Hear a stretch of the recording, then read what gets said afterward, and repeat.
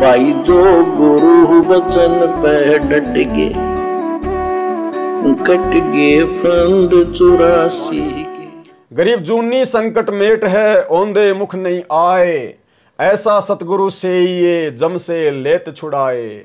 यानी जो परमात्मा जूनी संकट को भक्ति देकर मुक्ति करके मेट देता है, फिर ये जीव कभी भी औंधे मुंह नहीं आता। यानी माँ के पेट में ऊपर को पैर नीचे को सिर नहीं होता।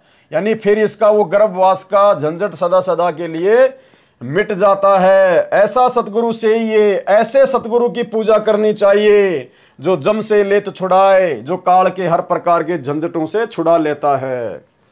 सरलार्थ, जो सतगुरु कबीर जी मुझे मिला। देखो फिर बार बार गरीबदास जी कह रहे हैं, जो सतगुरु कबीर जी मुझे मिला। सतगुरु भी तो कह सकते थे, लेकिन सतगुरु के साथ में ये कबीर शब्द बार बार क्यों जोड़ रहे हैं? ताकि आज हमें यकीन हो जाए कि हमें जो सतगुरु मिले हैं वो स्वयं ही कबीर परमात्मा है। जो सतगुरु कबीर जी मुझे मिला है वह जूनी संकट अनेकों प्राणियों की योनि में बार बार कष्ट को यथार्थ भक्ति मंत्र प्रदान करके मेट है, अर्थात समाप्त कर देता है। गरीब जूनी संकट मेट है, औंधे मुख नहीं आए, अर्थात सतगुरु जन्म मरण को समाप्त कर देता है। फिर जन्म नहीं होता, क्योंकि बालक माता के गर्भ में ऊपर को पैर और औंधे यानी नीचे को मुंह होता है। फिर जन्म के समय भी औंधे नीचे को मुख से ही जन्म लेता है। यह कष्ट सदा के लिए समाप्त कर देता है।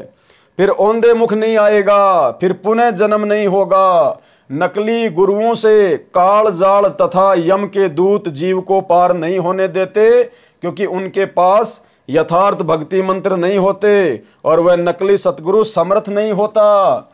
जिस कारण से यम से अर्थात काल से नहीं छुड़ा सकता। मुझे जो सतगुरु मिला वह समर्थ है, यम से छुड़ा लेता है।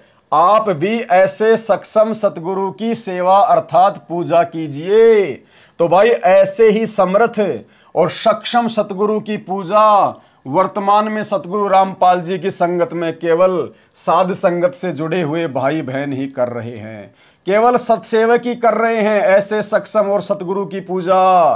बाकी संगत जो सतलोक आश्रमों से जुड़ी हुई है वो तो केवल इस कागज के टुकड़े को सतगुरु मानकर, परमात्मा मानकर पूज रही है। और सत्सेवक भाई बहन ऐसे ही सक्षम और समर्थ सतगुरु की पूजा कर रहे हैं, केवल उन्हीं को परमात्मा मानकर भक्ति मार्ग में आगे बढ़ रहे हैं।